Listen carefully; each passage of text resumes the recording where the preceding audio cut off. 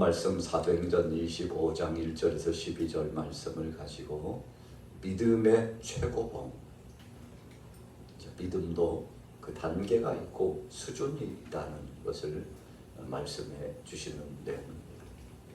오늘 본문 말씀의 배경은 바울이 예수님이 그리스도라는 사실을 전한다는 그 이유 때문에 핍박을 받는 내용의 말씀입니다. 참 말도 안 되는, 증거도 없고 이건 누가 봐도 죄가 없다고 생각할 만한 것을 가지고 죄인이라고 뒤집어 씌워서 바울을 재판석에 앉히고 마침내 그 사역을 더 이상 진행하지 못하도록 바울을 깎아내리고 바울을 죽이고자 도모했던 바로 그런 사람들의 악한 영향력이 오늘 본문에 등장하고 있습니다. 자, 때마침 지역의 총독이 바뀌었습니다. 신임 총독 베스더가 새롭게 총독 자리에 들어왔는데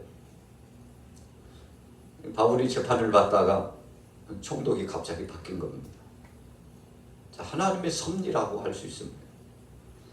만약에 총독이 바뀌지 않았더라면 오늘 본문의 배경을 통해서 보건대 직전에 있었던 악한 총독, 객관적인 재판을 내리지 못하고 이권에 개입돼 가지고 많은 사람들의 마음을 아프게 했던 그 과거의 그 구총독이 그대로 있었다면 아마 바울은 큰 위험을 겪었을 가능성이 많았습니다. 그런데 오늘 본문 말씀에 보면 하나님께서 그 총독을 바꾸셨죠. 여러분, 세상의 권세가 어찌 보면 그냥 사람 마음대로 원하면 원하는 대로 뜻하면 뜻하는 대로 되는 것처럼 보이지만 세상의 모든 역사는 하나님이 능하신 권세로 쥐고 계십니다. 눈에 보이지 않지만 그분이 개입하고 계세요. 그분이 우리의 일거수일투족, 나라와 나라 사이, 사람들과의 관계, 교회 역사의 한 획을 긋는 아주 중요한 전환적인 역사의 순간순간마다 하나님께서 개입하시고 하나님께서 친히 간섭하셔서 역사를 이루어 간다는 것을 우리는 믿습니다. 자, 오늘 베스도를 하나님이 새로운 총독 자리에 앉혔습니다. 사람들이 계속 고발해 옵니다. 직전에 있던 총독께서 재판을 하다가 결론을 못 내리고 가셨는데 저 지금 옥에 갇힌 바울이라고 한 사람은 죽음마땅한 자요, 저런 사람이 있어서는 안 된다고 계속 죄목을 씌워가지고 고발을 하는 겁니다. 빨리 재판에서 그 결과를 달라는 거죠. 뻔한 결과라는 것입니다. 아주 중한 죄를 범했기 때문에 저런 사람은 그냥 내버려 두서는 안 된다는, 참 베스도가 여러 가지 신문 내용들을 체크해보고 바울이 어떤 상황 가운데서 이렇게 고발당했는지를 보고 깜짝 놀랐죠. 자, 왜 놀랐습니까? 오늘 본문의 말씀의 결론입니다만 이것은 죄라고 할 수도 없는 것을 가지고 죄인 누명을 씌워서 바울을 핍박하고자 했던 것을 이 베스도가 감을 잡은 겁니다. 야, 이거 종교적인 문제구나. 또 정치적인 문제가 함께 개입돼서 이 바울이라고 한 사람을 죽이고자 도모하는 것이구나. 여러분, 그래도 베스도는 깨어있는 사람이었습니다. 우리가 성경에 보면 누가복음 18장 말씀에 불의한 재판관에 대한 비유의 말씀이 나타납니다만 참 한 여인이 억울하게요, 마음에 이 한을 풀 수 있는 길이 보이질 않아요. 길이 있다면 거울에 있는 재판장에게 가서 호소하는 것밖에 없죠. 재판관에게 자신의 이 억울하고 고통스러운 일을 호소해서 바른 재판을 통해서 자기 마음 아픈 일들을 풀어내는 것뿐이 없죠. 그런데 이게 웬일입니까?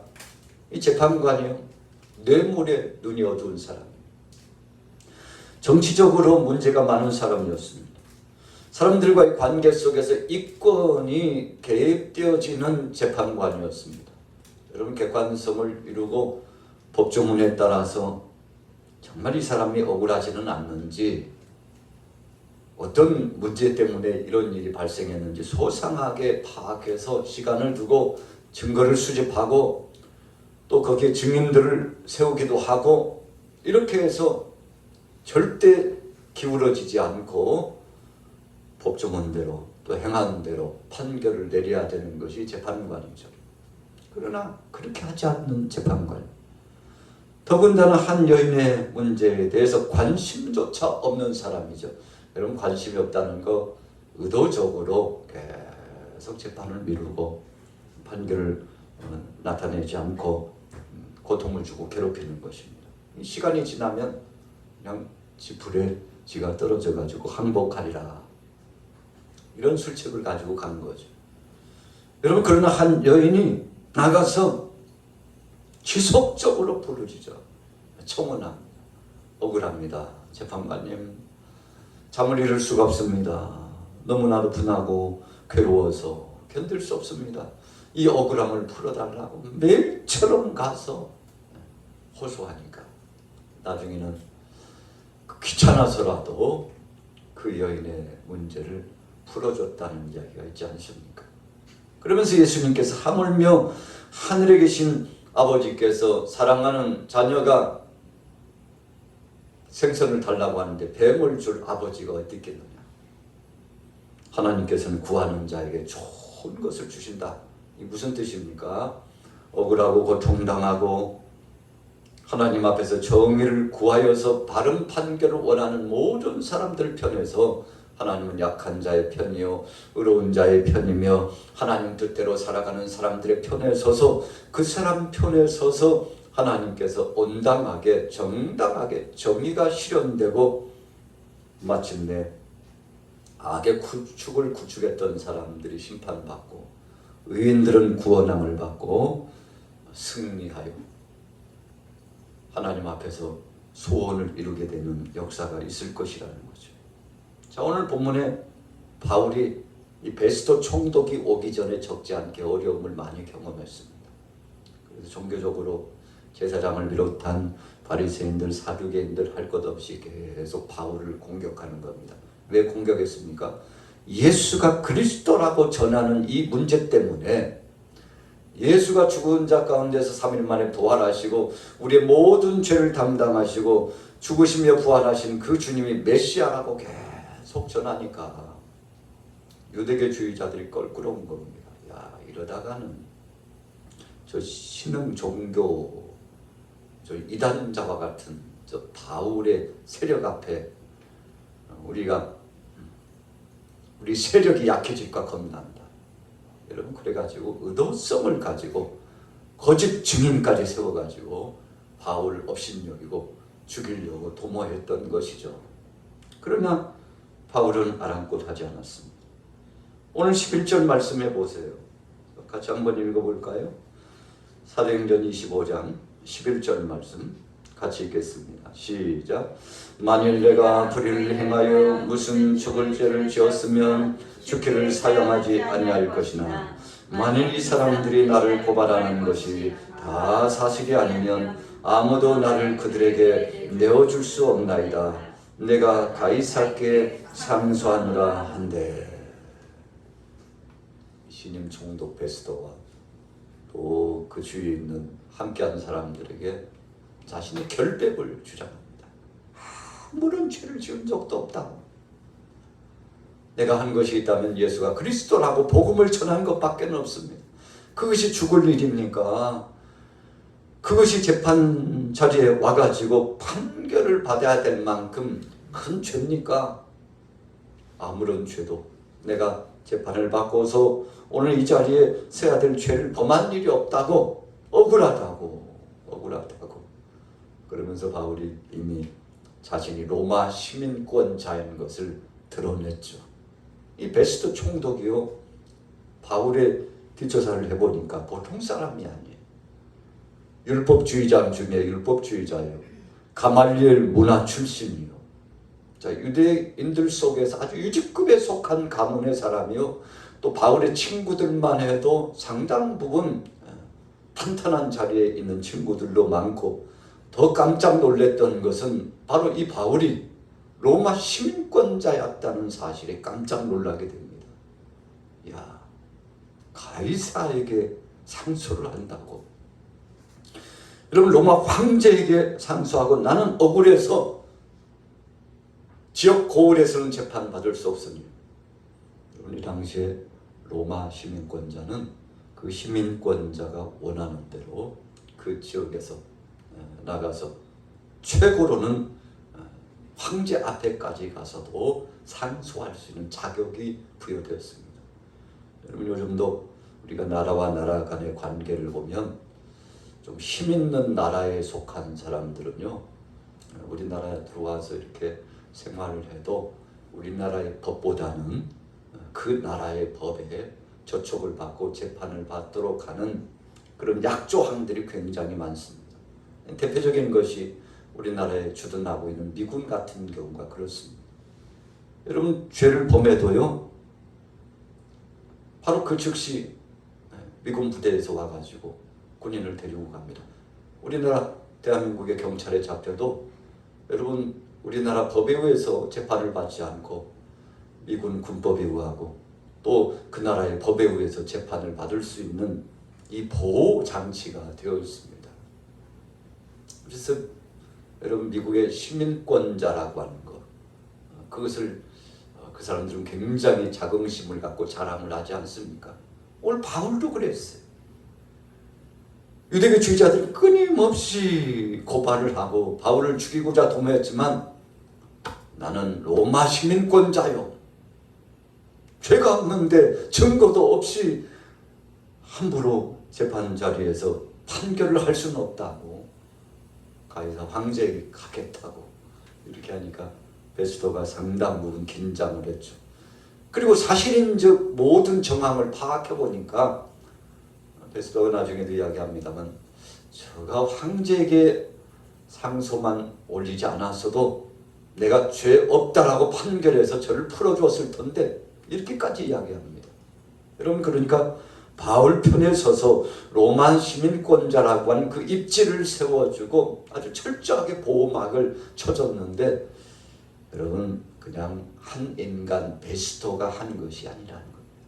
우리 같이 따라해 보겠습니다. 하나님께서 바울을 지켰습니다. 여러분, 하나님께서 바울을 지켜주셨어요. 베스토를 하나님이 세우셔서 쓰신 것뿐입니다.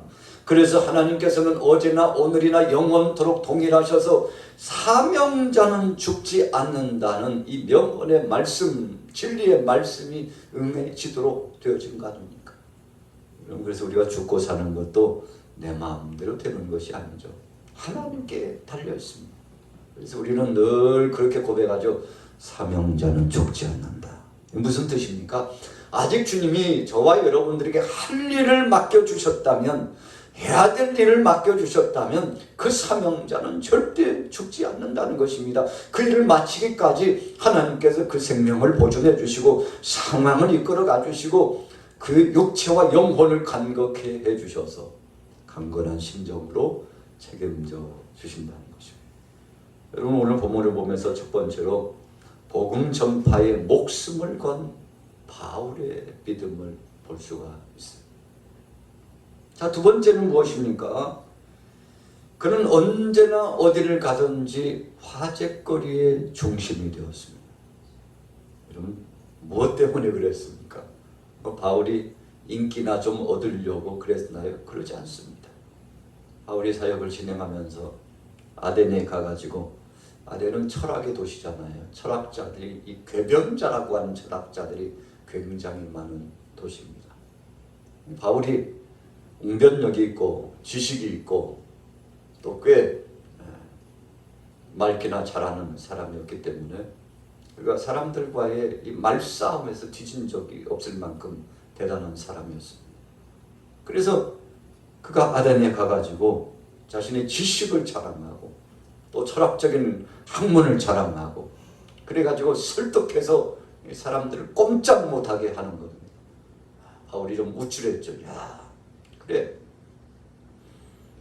지식가라면 둘째가라면 서러울 만큼 내가 세상의 학문에도 등하고 또 철학적인 그 학문에도 등하고 또 하나님 말씀에도 능통하고 누가 나하고 더불어서 말싸움에서 이길 자가 있을까? 여러분, 그래서 바울은 자신감이 팽배했습니다. 야, 이 정도 솜씨면 내가 누군들 설득해서라도 복음 안에서 그 영혼을 구원할 수 있지 않을까? 이런 자신감이 팽배해가지고 그가 아덴 지역에 가가지고 열심히 사람들을 설득했죠. 그런데 이게 웬일입니까? 한 사람도 돌아오지 않는가? 급실망했습니다. 절망감이 막 몰려오는 거예요. 야, 그래도 내가 누군데? 사람들이 돌아오지 않고 더 강팍해지는 것을 보고 낙심하게 되죠. 여러분, 그래서 그가 말솜씨를 가지고 자랑하려다가 결국은 거기서 실패합니다. 그리고는 하나님 앞에 엎드려서 하나님 영광을 위하여 성령 안에서 새 사람이 되기를 원하고, 하나님, 내 생각과 내 지혜와 내 말솜씨와 내 속에 있는 육신적인 어떤 지식이 아니라 하나님이 주신 능력과 하나님의 생명의 말씀과 성령님이 역사하셔서 하셔야만 된다고 그렇게 새로운 고백을 해서 마침내 그가 하나님의 영광을 드러내고 귀한 사역을 감당하게 되었죠. 여러분, 처음에는 바울이 요즘 말로 보면 뜨면은요, 사람들이 막 움집해가지고 야, 오늘 또 대단한 말솜씨를 가진 바울 선생께서 사람들을 어떻게 망신을 주는지 한번 보자. 저 말씨름에서 어떻게 이기는지 보자 하고요. 여러분, 바울이 화제거리의 중심이 된 적이 있었죠. 그런데 한때는 세상의 지식과 자신의 가문과 그리고 또 더 나아가서 자신이 가지고 있는 세상의 울타리를 통해서 뭔가를 해보려고 했죠. 그러나 부질없는 짓이라는 것을 알았습니다. 그래서 그가 뭐라고 고백합니까? 예수 그리스도의 십자가 외에는 자랑하지 않겠다. 예수님이 나를 위하여 십자가상에 못 박혀 죽으신 그 은혜 외에는 결단코 자랑하지 않고 오직 그분만이 구원자요, 그분이 모든 것을 하신다고 하나님 영광을 드러내면서 사역을 진행했는데 하나님께서 얼마나 기뻐하셨을까요? 여러분, 바울이요 바뀌었어요. 우리가 TV 프로그램 가운데 아이가 달라졌어요 그러는데 바울이 달라졌습니다. 무엇으로 달라졌습니까? 정말 세상적으로는 초라하게 보여도 주님의 말씀의 뜻이요 하나님의 영광 받으실 일이면, 교회에 유익이 된다면, 하나님 나라가 확장된다면 그것으로 족하고 감사하고 주님 앞에 최선을 다하여 가야 될 곳이 어디든지 악을 골짝 빈들에도 나가서 복음을 증거하고 사역을 감당하는 위대한 충성스러운 주민이 됐다는 것입니다. 자, 본문을 보면서 8절 말씀 같이 한번 읽어볼까요? 자, 사도행전 25장 8절 우리 같이 한번 읽어보겠습니다. 시작. 바울이 변명하여 이르되 유대인의 율법이나 성전이나 가이사에게나 내가 도무지 죄를 범하지 아니하였노라 하니. 아멘. 여러분, 우리가 세 번째 대목에서 이 8절 말씀을 주목해 볼 필요가 있습니다. 우리가 복음을 증거하는 자로서 하나님 앞에 선 자들로서 세상적으로나 교회 안에서나 인정받아야 합니다. 여러분, 우리가 어떤 때는 교회 안에서는 잘한 것 같은데 세상에 나가면 손가락질을 받고 조롱을 받고, 예배당 안에서는 하나님의 사람이요 하나님 앞에 영광 드리는 신실한 믿음의 사람 같은데 예배당 떠나자마자 말이 다르고 행동이 다르고, 여러분, 이렇게 된다면 하나님이 얼마나 마음 아파하실까요? 그런데 8절 보세요. 바울이 변명하여 이르되 유대인의 율법이나 성전이나 가이사에게나 내가 도무지 죄를 범하지 아니하였도다. 자, 유대교주의자들이 볼 때에도 바울에게서 흠을 잡을 수 없었어요. 하나님의 몸된 성전에 나온 모든 교우들 앞에서도 바울은 흠잡힐 일을 행한 적이 없었다고 했습니다. 또 더 나아가서 가이사에게, 여러분 정치적으로 로마의 그 관할 안에 있는 이 정치적인 문제 앞에서도 틈을 보이지 않고 흠이 없는 사람이었다는 것입니다. 철저하게 자기 자신을 성찰하고 깨끗한 사람이었어요. 여러분, 그래서 바울의 목소리가 대단히 자꾸 커집니다. 자신이 있다는 거예요. 오늘 내가 여기서 억울함을 당하고 죽을지언정 그러나 나는 결백하다는 사실을 여러분 베스도와 주위에 있는 사람들 앞에 전하는 겁니다. 여러분, 누가 증인입니까? 누가 보았습니까? 무슨 증거로 그러십니까? 저는 하나님 앞에서나 사람들 앞에서나 세상 나라 앞에서도 떳떳하고 바른 삶을 살았다고 여러분 이렇게 고백하는데, 이런 바울의 청렴함과 신실한 믿음이 하나님 앞에서 쓰임을 받을 수밖에 없었고 귀한 사역을 끝까지 감당하는, 여러분 중도하차하지 않았어요. 우리가 자신이 없고 하나님 앞에서 온당한 삶을 살지 않으면 중도하차하기가 쉬워요.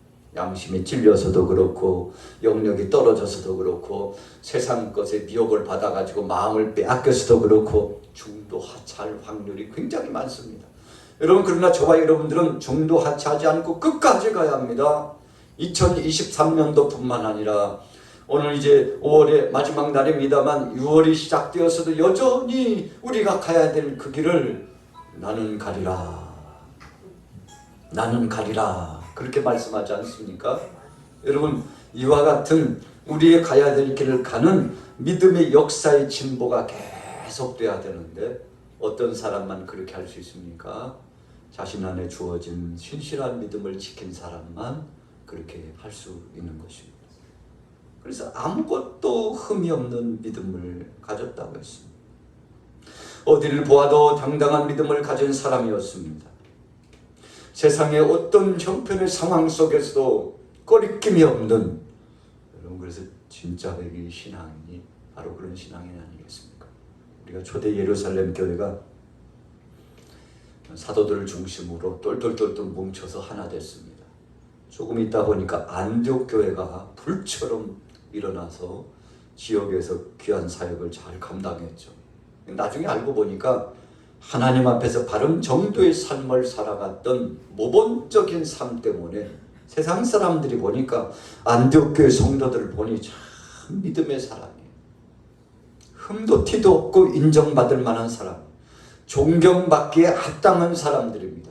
그래서 새로운 칭호가 거기서 발생되었는데 안디옥 교회 성도들을 향해서 저들은 그리스도인이다 그랬어요. 조금 밑에서 이야기하면 저들은 진짜 백이 예수쟁이들이다, 이런 뜻이에요. 여러분, 저와 여러분들도 진짜 백이 신앙으로 인정을 받게 되기를 예수님의 이름으로 축원합니다.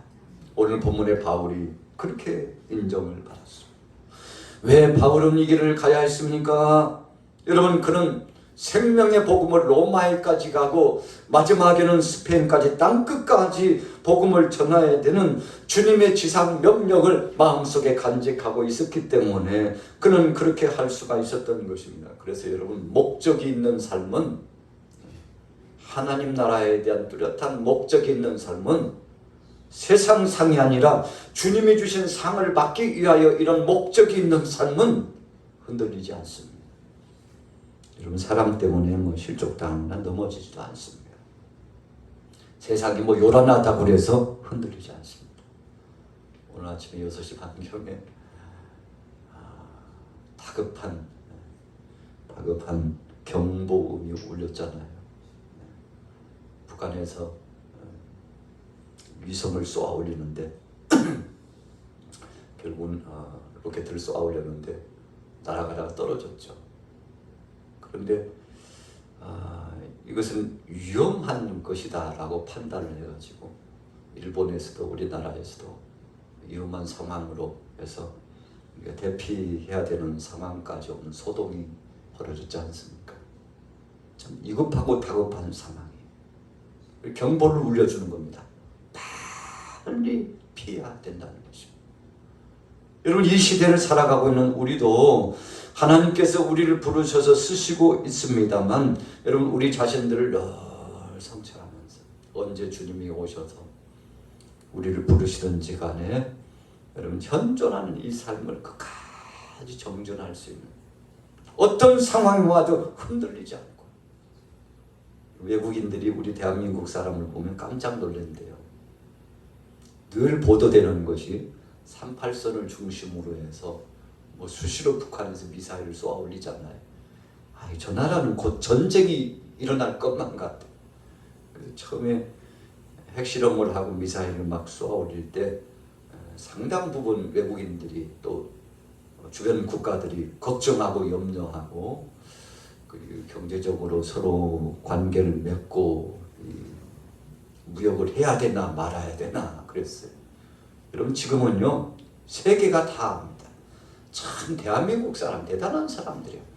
저렇게 늘 전쟁의 공포 가운데 그 상황이 전개되고 있음에도 불구하고 일상이 흔들리지 않고, 우리가 경보가 울렸어도 의연하게 다 대처하죠. 대피해야 되면 대피해야 되고. 그러나 요즘 우리가 전쟁을 대비하는 마음은요, 피난은 없답니다. 여느 때처럼 70년 전, 80년 전처럼 전쟁이 일어나면 빨리 피난 가서, 여러분, 피난은 요즘은 별로 통하지 않습니다. 그냥 전쟁이 절대 일어나서는 안 되겠습니다만, 여러분, 전쟁이 발생하게 되면 뭐 그냥 몇 시간 혹은 며칠 사이에 전쟁이 끝날 만큼 엄청난 화력이 있어요. 여러분, 요즘 미사일로 엄청난 화력 있는 무기 그냥 몇 개 가지고 전쟁을 끝내기도 하는 이런 시대를 살아가고 있는데, 여러분, 그렇다 할지라도 세상이 아무리 위급하고 흉흉하다 할지라도 우리는 생명의 복음을 붙잡고, 오늘 바울이 그랬습니다. 로마의 압권 안에 있었을 때 얼마나 힘들었을까요? 그럼에도 불구하고 하나님을 앙망하고 주님이 오실 날이 불현듯 더 가까웠다고 생각하는 흉흉한 그 시대에도 믿음을 잃지 않고 환난과 핍박이 찾아오고 예수가 그리스도라고 전하면 여러분, 죽을 각오하고 전하는 것입니다. 바울도 이 복음을 증거할 때는 죽을 각오하고 전한 것이죠. 그러나 그런 흔들리지 않은 믿음을 가지고 주님이 주신 귀한 사명, 마지막 로마까지 가서 복음을 전하고 하나님의 뜻을 이룰 때까지는 결단코 포기하지 않겠다는 믿음으로 오늘 베스터를 만나고 주위 사람들을 만나서 마침내 그가 승리하게 되죠. 여러분, 이번 이제 나흘 동안의 삶도 오늘 바울과 같은 믿음의 최고봉으로, 흔들리지 않는 믿음으로 여러분들도 승리하시게 되시기를 예수님의 이름으로 축원합니다.